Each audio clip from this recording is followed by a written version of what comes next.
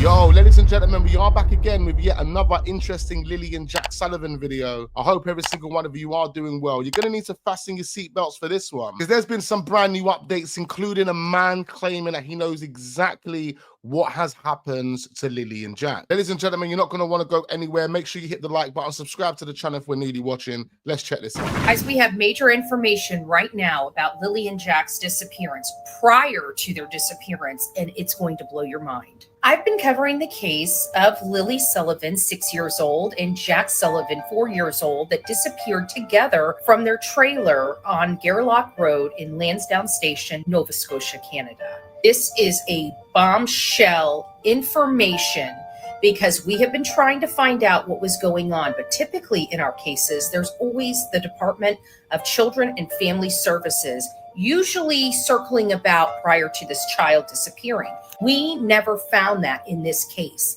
until recently. We have just learned that these children and the Department of Children and Family Services was involved in their family, searching their house to make sure it's suitable for these children prior to their disappearance. Now, if this does not resemble wholeheartedly Summerwell's case, I don't know what does. This is very concerning for me. This should be very concerning for you. And now we're dealing with 2 children missing. People have been asking law enforcement for what happened. You know, what were the purposes of them being out of the home? What are the findings of those cases? And law enforcement said during this active investigation, it would be inappropriate for them to release these details. I'm sorry. I want to know what the heck happened. Where are these children, and why does it appear Malaya's on the run? I mean, she's more or less implying that there's some sort of cover-up taking place here. Who is Summer Wells, though? Oh, wow. So Summer Wells was a young 6-year-old that went missing back in 2021 in Tennessee. As far as I'm seeing, ladies and gentlemen, there are still regular updates in regards to this case, which means it's ongoing. Sounds like another case we're going to have to look into. Y'all know I love a good rabbit hole, but you cannot convince me as a mother that Lilly and Jack Sullivan's mother does not know something.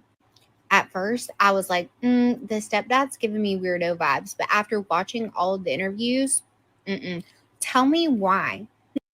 Y'all know I love a good rabbit hole, but you cannot convince me as a mother that Lilly and Jack Sullivan's mother does not know something. At first, I was like, the stepdad's giving me weirdo vibes. But after watching all of the interviews, tell me why. Tell me why the stepdad is out here doing interviews, helping in search, like trying to do something. And the mom, poof, as good as gone. As good as gone. Like, the police apparently told her, you have to take the baby and leave the residence. But why did she not take the baby to a family member and continue to help and look for her children? Facts. It was the normal thing to do. So why has Malaya decided to do the total opposite? Why has Malaya decided to distance herself from her partner who she's just had a baby with and totally lock herself off from the case altogether, more or less? She's left Daniel in the deep end, soaking up all of the pressure to do it all by himself. What do you mean? What do you mean? She's not doing interviews. She's not helping with the search and rescue. Like, I, as a mother, cannot wrap my head around this. I'm sorry. And the one interview that I did see her do, like, her eyes are like all over the place. And I'm sorry, but it is very much giving, like, I've seen this film before. I hope these kids are found, but I absolutely think that she knows something. I'm not saying that she did it, but she knows something. I agree. Those poor babies. And if I'm wrong, Lord forgive me, but like, I just cannot, as a mom, if something happened to one of my children, you would have to pry me from search and rescue efforts. I was hoping to hear some updates in regards to the lie detector test that Malaya done, But the caption of that video said Malaya is on the run, allegedly. I'm not too sure how true that is, but it's starting to look extremely sus on Malaya's end. Have you guys seen this video? I'm going to show you. I was not in deep sleep by any means. And then about 20 minutes passed, and then when I woke up, Malaya was right beside me. She was still asleep. And I said, I don't hear Lilly and Jack. In Malia's Yes. You know what? I actually thought Malaya was the one that said that. She was the one that said to Daniel that she couldn't hear the kids. I have a feeling that Baby V is going to say the same thing. I haven't watched this video, by the way. interview, she said that she woke up and she was like, Exactly. I told Daniel, do you hear the kids? Exactly. So now she was the one deep asleep and he was the one noticing the kids were gone and woke her up? The next thing we knew, it was quiet, and we get up and I tell him, do you hear the kids? And he says, no. But wait, there's more. The time, no one will say for sure. The police say it was around 10 a.m. when they got a 911 call. Why will no one say for sure? Specifically the parents. I ran up in the woods to the kids through their cabins up in the woods, which only took me like 30 seconds. That's not what you said the first time. The first time you said you immediately jumped into your vehicle and searched all the roads, the dirt roads, the culverts, and everything, and you came back 10 minutes later, which Stories are changing. 10 minutes isn't enough to find the kids, but 30 seconds? Wait. Immediately jumped in the vehicle, surveyed all the areas, many dirt roads, many culverts as I could. I ran up in the woods to the kids through their cabins up in the woods, which only took me like 30 seconds. So which is it? You immediately jumped in the car and drove all the dirt roads and the culverts, or you immediately went running to the kids, to the cabins, to the woods for 30 seconds? 30 seconds? I mean, she's got a valid point. And although in the last video we reacted to, we had Daniel passing a lie detector test, the questions he was asked was in regards to the kids being dead. If he hasn't killed the kids, then of course he's going to pass the lie detector test, but it doesn't mean he wasn't involved in whatever happened to those kids. Following on from the first video of the grandmother's interview that I posted, I'm now going to be sharing with you the next part of her interview. When was the last time he had seen the kids, and that they were just making sure that the kids weren't here, and then they left. So we showed up Saturday morning, me and my sister, and we met up with my daughter, and we started, I asked Malaya, I said, you know your kids, nobody knows their kids like their mom. Where do your kids normally go to play out in the yard? What direction do they usually like to explore? And she said, well, they always play up in the little woods right on the side. I said, well, okay. I said, we'll start from that point and we'll work our way out. We had spoken to a search and rescue, and we weren't allowed on the other side because that's what they were searching at the time. So we just started combing through the woods up through there. We were gone for a couple of hours. I'm yelling for Lilly and Jack. We always call Jack Jackie Boy.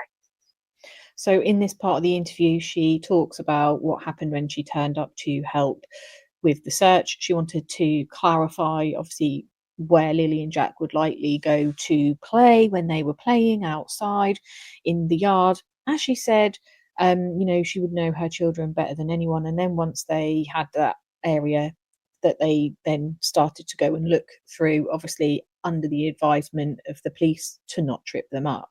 We also heard that the police were visiting them mainly to ensure the children weren't with them and to confirm when Cody last had contact with them. Yeah, that went on for a few hours, but those woods, I started to feel that I can't see them being in the woods. There's trees everywhere. You literally have to climb over trees, climb under bushes. It is really, really thick. We come back out and I went in to see Malaya again. I assumed she was in shock. She was very, very non-emotional, very just flat, monotone. But Malaya's very soft-spoken anyway. That she's not usually excitable. I thought that's made her a really great mom. She was an excellent mom. She never raised her kids. She was an excellent mom. Her voice at the kids. Or she is an excellent mom. Which one is it? So in this part, she says that Malaya seemed very vacant, but actually described her as a good parent. She didn't really have anything to say about her parenting at this point. It was always, now Lilly, What did mommy say? And I used to think, now, if anybody's meant to be a mom, it was her. A part of me still feels that. Why only a part of you still feels that? What do you mean? After seeing the place, seeing the condition of the home, it was like the total opposite of what I knew of Malaya. She was always clean, very clean about herself, about the kids, about her home. This home looked more like a camp. Now, I don't know if it's from all the people that were there because I didn't show up till the day after. So in this part, we heard how dense the woods were, how difficult they were to search. The grandmother was out for a couple of hours looking for Lily and Jack. She talked about the parenting and that she thought that Malaya was a good parent, was meant to be a mum. However, her views on that had changed when she saw the state of the home of the children and described it was not something how she would remember Malaya being around the home and keeping the home for the children. But then does throw in at the end there that it could just be that it's chaos from everyone being there searching. I was thinking about doing a separate video for the whole entire interview that the grandma done because there are some interesting things that she said. I guess what we can take from this snippet is that Malaya, the mother, seemed to be going through some sort of a depressive episode. Maybe she was depressed. Maybe whatever she was going through was affecting her mentally to the point where she just didn't want to cook, clean, or do anything anymore. Okay, cool. Let's move on to this video now where the man claims he knows exactly what's happened to Lily and Jack Sullivan. Let's check this. There was some people involved with her. They had a mistake thinking they were doing something good. And before they realized what happened, things blew up so quick. The Mounties moved in so quick with the dogs. Right. The searchers and everything started so quick that by the time they realized, oh, Jesus, what did we do? It was gone too far. They couldn't back out of it. I'm very sure at this point that Malaya dressed the kids and took them to the roadside and put them in a vehicle. I'm about 80% sure I know who was driving the vehicle. I know who was in the vehicle. Okay. I know who transported the kids. I'm very, very, very close to being 100% on that one. Wow. And when I finish finding out for sure, for absolute sure, then I'm gonna be able to find where those kids got delivered. But every indication through everywhere is yes, Malaya knows where they're at. Wow. We are saying at this moment in time that the mum Malaya knows exactly where these kids are at. And that kind of makes sense as to why the mum isn't moving the way she should be moving. Most people have already said it. If they were my kids, I'll be out there day and night and day searching for them. It doesn't make any sense why she decided to split up from her partner, move back in with her mother. Yeah, she's taken a polygraph test, the lie detector test, but we don't have the results. Everything else that comes with Malaya at this moment in time just seems extremely sus. We have to be totally real. Her bailing today was another large indication to me because I think she was informed very quickly that I stated a name. I inquired about a name, and I was eavesdropped on, and I dropped the name because I wanted to be eavesdropped on. Right. The person that was eavesdropping, I was very suspicious of being involved. And before I got back home, I got the phone call that Malaya had grabbed the baby, panicked, and took off. Grady goes on to explain that the only adults living there was the mother Malaya, stepfather Daniel, and Daniel's mother Janie. Janie appears to live in the camper next to the home. But according to Grady, Janie was up early that morning and she allegedly saw Malaya acting suspicious that early morning of May 2nd. Now, according to Malaya's own words, she was asleep and had slept in that morning. What happened was we woke up, I heard them playing in the next room beside us, and I was drifting in and out of sleep, and they're not the type of kids that we tell them not to go outside on their own. We always make sure that we're out there with them, watching them, and they happen to just get out that sliding door, and we can't hear it when it opens, and they were outside playing, but we weren't aware of it at the time. And so how did you know they were outside playing? You can't state that as if it was a fact if you don't know it happened. You got through the sliding door, they were outside playing, but then says we wasn't aware of it because we were sleeping. So who told you they were outside playing? The next thing we knew, it was quiet, and we get up and... Here is Grady explaining more details about what he had allegedly discovered about the missing siblings. Malaya never thought that Janie was home at the time in the morning, that early in the morning. Right. Malaya was on the side of the road, and Janie showed up and surprised Malaya. She was on the side of the road? Yeah. I believe this is not fact. Okay, speculation. I can't prove it. Okay. I believe that Janie just missed the kid transfer. I believe that Janie just missed the kids being put into a vehicle. She didn't know that Janie was home. She never thought Janie was home. So I think her plan was when those kids went down the road, I think Daniel was sleeping. I think she was going to go back in, take the baby, and bail. But you see, Janie was home and got awakened and came out to the side of the road. And that's when you've heard Daniel say that she was kind of stunned on the side of the road and looking guilty when he came out because Janie was already there and that she was looking guilty and that she was playing with her phone. Yeah, yeah. So I think like Janie sort of caught her unintentionally and didn't know she caught her. Like, you know, she wondered what she was doing out the side of the road that early. Right. And from what I understand the conversation, Janie never had much. Janie looked at Malaya and said, "What did you do?" And Malaya just stood there stunned. Now that's what I heard. And now this part of this I can't prove because I wasn't there. Right. So that is the mother's own cousin claiming that Malaya literally set up some kind of removal of the kids with a third party that we don't know the name of yet. But according to Grady, this someone has the children, and since Grady's starting looking into this case and speaking with relatives, it appears Malaya has gone on the run. But Grady does think the kids are still alive. So his kids are alive, and that's a big if because it's been a long time, but I still believe there's a very good chance they are. If those kids are still alive, and if they're where I think they are, if you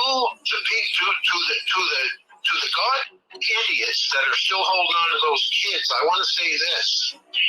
If you panic, we're zeroing in on you, and you know it. The last couple of days, they know we're zeroing in on them. And if you panic and hurt those kids, thinking that you're going to hurt them and get rid of them and not get nailed, you're wrong. Because we're already very close to having you. Bring those kids to the light of day. This is an absolute bombshell, and it appears more details will be coming out soon. But with all this information coming out, please share your thoughts in the comments below. Do you think the mother Malaya is behind this? I do apologize, ladies and gentlemen. The audio of that didn't really sound that great, but what was being said there is extremely interesting. That man is more or less telling us that Malaya, the mother, has staged this all. She has set this up. Tried to divert the authorities' attentions by making Daniel look suspicious. And her and some third party have been cohesively working together to run away with Lilly and Jack, as well as the 1-year-old, I believe. Now, is this third party person Malaya's new boyfriend? Is this the reason why she instantly distanced herself from Daniel? Changed her Facebook status and all of that? Was she ready to move on from Daniel? Was it just a 1-year-old kid that was keeping them together? If that is the case, it would have made sense why you just didn't sit Daniel down and say, "Sorry, Daniel, but this isn't working out for me. I need to keep it stepping." But like I said from day one, I believe those kids got put into a car.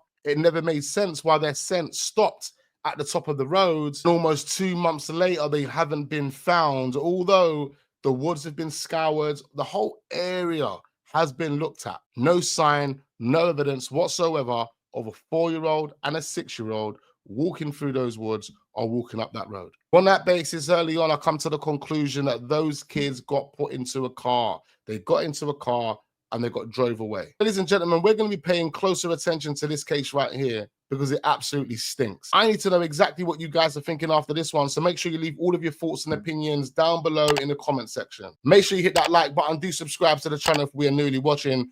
Turn your notification bells on so you don't miss out on future uploads, and I look forward to seeing you guys on the next one.